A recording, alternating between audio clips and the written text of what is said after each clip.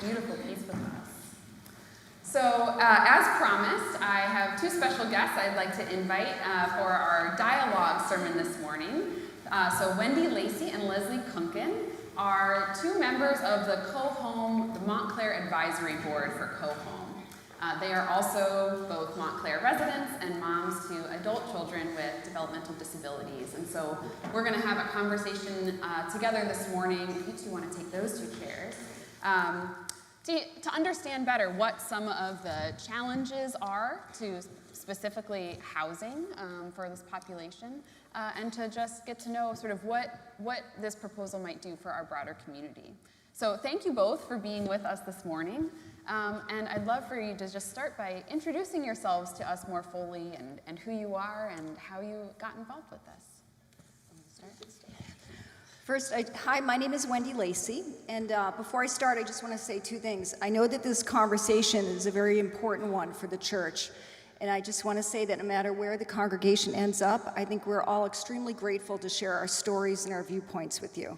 And I do want to acknowledge that although Leslie and I are here on stage, there are so many people from our advisory board and their families here in the audience. And I know that they'll be, not the audience, here in the service, and I know that they'll be here afterwards if you have questions for them as well. But my name is Wendy Lacey, and I first want to say that I'm a neighbor. I live around the corner on Park Street, and I also own a small business called Cornerstone Montclair and the general store that are also around the corner. I've lived here for about 23 years. I have 4 children, 2 of which are here, including my daughter Evelyn, who has Down syndrome. She has been working in the community. She's 21 years old right now. She went through the Montclair public school system, graduated from Montclair High School. She works at Mountainside Hospital twice a week and also at the Montclair Police Department, so be careful. So she's really been a part of her community, both in an educational setting, and we're working very hard for her to be a part of her community throughout her life. Good morning. My name is Leslie Kunken. I live over near Applegate, so I'm sort of a neighbor, but not quite as close to this property as Wendy is. I have 2 kids, both with their own challenges. My daughter Jessica is Evelyn's best friend since they met at the DLC, which is the disability preschool in Montclair. We're lucky enough to live in a town that has that. My son Jacob is a senior at the high school. I'm a realtor in town, but I'm not here in that capacity at all. I guess what I want to say is that my daughter's 21 now. We spent all of her school life creating as inclusive an environment as we could, making sure that she was in classrooms with her peers and not off in a separate space. And what happens when you hit 21 is all of a sudden you're out in the world, and the supports of a school system and the structure that creates in your life go away. And you start thinking about what does life look like as an adult with a disability. Housing is the most basic part of that, and the CoHome model, which we'll learn more about and talk more about, is something that Wendy and I came across at a program our kids participated in. It was the first time I heard of something that felt like what we had been building through the school system all those years. So we'll, happy to answer questions, but that's why I'm here, because I think this is an important and unique opportunity to bring something to our town that we want to, share with you and hope you'll feel similarly about. Thank you. So it sounds like part of this story is sort of great progress that has been made in realms like education and jobs, including through your business, Cornerstone, which employs people with disabilities and people without disabilities. I was at an event yesterday, as it just so happens, at the Montclair Community Farms, and there was School of Rock, has a rock band for neurotypical and neurodiverse people who were playing. It was awesome. So in the arts, we're seeing sort of this inclusionary model becoming more prominent, at least here in Montclair, which is fantastic. Can you talk a little bit about the challenges of housing and what sorts of options exist out there and why CoHome is such a special, unique model? Just to continue to what Leslie started to talk about, once you hit the age of 21, we've worked so hard to have our children grow up to be adults included in the community, and then you hit a wall when it comes to housing. It's very, very tricky and the hardest nut to crack, in my opinion. And the options are very limited. I mean, you can live at home, but I assure you that Evelyn has seen her siblings go off to college, go live on their own, and she doesn't want to live at home with us. There are group homes that are traditional group homes, which for some people might be a good option, but they're certainly not inclusive, and what we're looking for is something where people with and without disabilities are together, because that's the world we live in. And also in New Jersey, I have to make the point that if you wanted to live in a group home, it can be years and years of waiting. I mean, some statistics say that the list is 7,000 people long. Like, that's how long it can be. And certainly the people who are in emergency situations get priority, and as it should be, but that's a difficult option, even if you can find the absolute right opportunity for yourselves. Do you want to add anything to this? I think, when you think about being part of your community, you want to be part of your community. You don't want to be in a segregated space that makes assumptions about who you are based on one small part of who you are. I think there's such a gamut of appropriate housings and appropriate settings depending on what someone's needs are. But to assume that somebody with a disability, especially when you've worked so hard to be part of your community until adulthood, wants to necessarily be confined either to living with their family, which can be a great option, but most people want to have an opportunity to be independent, or have to be in a segregated setting. That's not I wouldn't even call those options. That's a very limited opportunity that if you're not a person with a disability, you would never be faced with. So to create an opportunity where you have choices like anyone else is so important, especially in a town where I think we prize inclusion and diversity, and we talk a lot about it, and we spend a lot of time and effort on it in the school setting. This is one of the first times I've seen us really create something at the adult level that speaks to those values that we say we hold dear. So that's, I think, something we have to think about when we get to housing in adulthood. And can you just tell us a little bit more about what the Co-Home house would look like, and why it's sort of designed the way it is, what makes it so innovative? Yeah. Well, you'll hear a little bit more about this in the second part, but what makes it innovative is that it's a great balance of community and individualization. So what do we mean by that? You're living in a house, and this is a proven model, right? So there is a home in Morristown that we have been following for 7 or 8 years now that was started by Co-Home. And in that home, they have, I believe, 9 people living there, and there's a whole mix of abilities. But what's different is that everyone is, unlike a traditional group home, everyone is doing everything very individualized. Like, they're going out to work. They have the amount of support that they need for themselves. It's about what they need for themselves, but also being part of a community in there. So they're also tied, they have community dinners together, they have community dinners with neighbors. So there's a great balance of being an individual and being the person that you are, while also being part of a community in a house and outside of a house. I think what's unusual about Co-Home is that the people who live there are housemates. So it's not a situation where you have, a group of people who are sort of identified as being disabled and then having to receive help from people who come into the house for that purpose. It's a group of people that there's a spectrum of needs.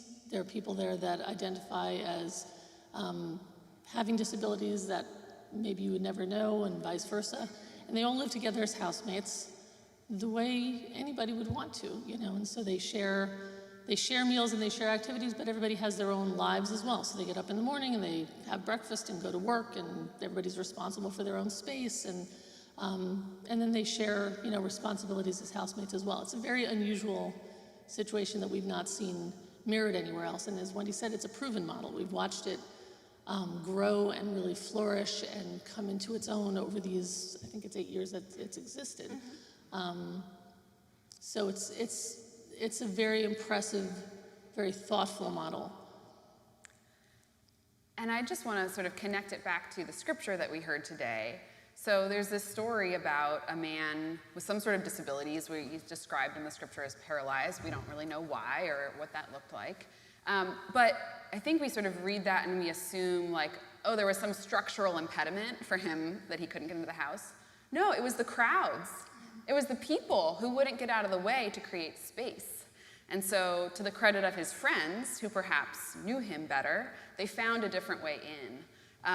And I hear resonances of that in the work that you are doing, in people advocating for themselves, but also a community that has really been built around them, who are saying, there is a way in, we just have to create space for it. And in some ways, that's not so different. I was thinking about in my own house, I have 2 young kids, we have step stools everywhere.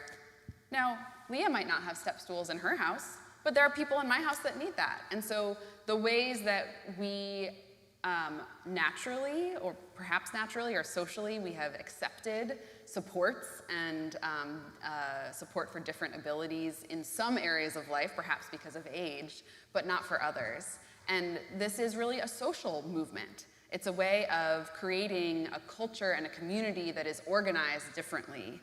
Yes, there are probably going to be some architectural differences in the way the house would be designed, the way that we cut out space for wheelchairs in our pews.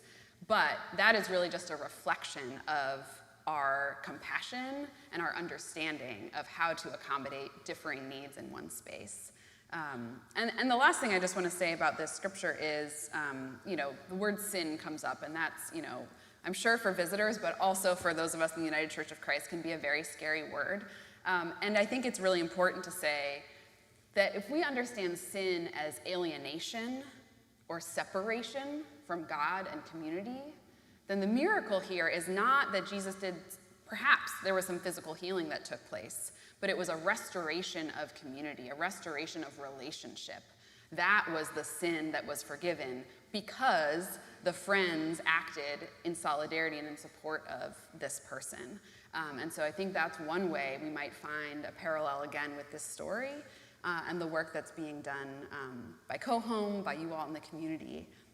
So go ahead, please. Yeah. I also think that the story highlights how important it is to just recognize shared desires and shared values and wanting to have shared experiences, right? And I think about what this home could possibly do. And I've been thinking about what is community. It's fellowship. It's about thinking about things that all together we care about. And what do we care about? We care about having warm homes, feeling welcome, feeling safe, and wanting to be with other people. And I think that's really what defines community. I think that's what this home could possibly give an opportunity for a lot of people to have.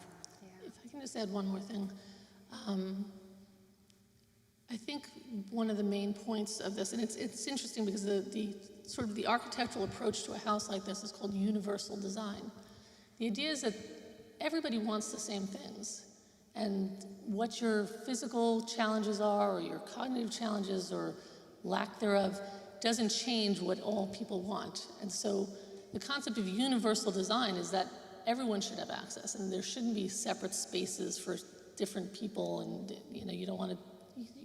The concept of community, including everyone, that's something that is sorely lacking in a lot of the aspects of adult life when you have a disability. That is the foundation of what this CoHome model is. It's the foundation of this story that you're telling, and that's what I think is so sort of inspiring about it, the idea that everybody should be able to have the opportunity to be together in all spaces from childhood on.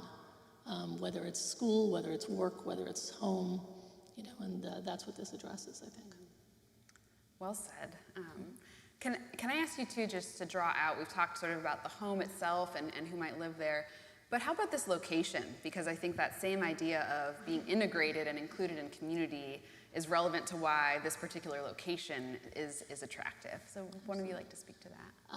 One of the things we were definitely looking for, sort of a requirement in figuring out a space for this project, was something that is, first of all, embedded in the community, not out on the outskirts, not that space that nobody else wants to be part of, so, here you take it.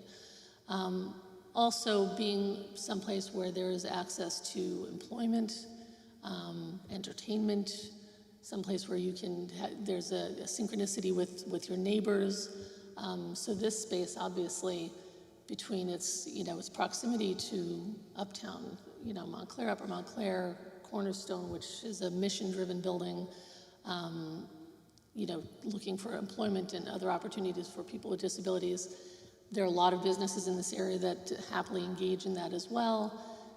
The proximity to the church and the programs that you provide here, those are the things that made this space feel so particularly special as a potential location. I'm just going to quote my husband and say sidewalks. Sidewalks. He wanted to move to a town with sidewalks. That was top of the list because, many of the people that we're talking about don't drive or probably won't drive. And, being able to walk to all these wonderful things in our community is critically important. So, And the bus. In the bus, right? And I think we can talk to our daughters and many of the self-advocates here in the audience that they're learning to commute around town on their own, and the bus has been very important to get to and from work and other recreational activities. But I would just wrap up what Leslie said and say, the seeds of inclusion are already planted here in this community, and this is just the next step to help build on that foundation. And the location and everything it has to offer that she said is critical to a project like this. Well, thank you both for being in dialogue with me this morning and your presence here and your ongoing advocacy in the community. I hope that this has been helpful in beginning to paint the picture of what we're talking about here as a church. And we will continue this conversation, invite a few other people into the conversation following the service in the second hour time. So let's thank Wendy and Leslie for being with us this morning. Thank you. Thank you.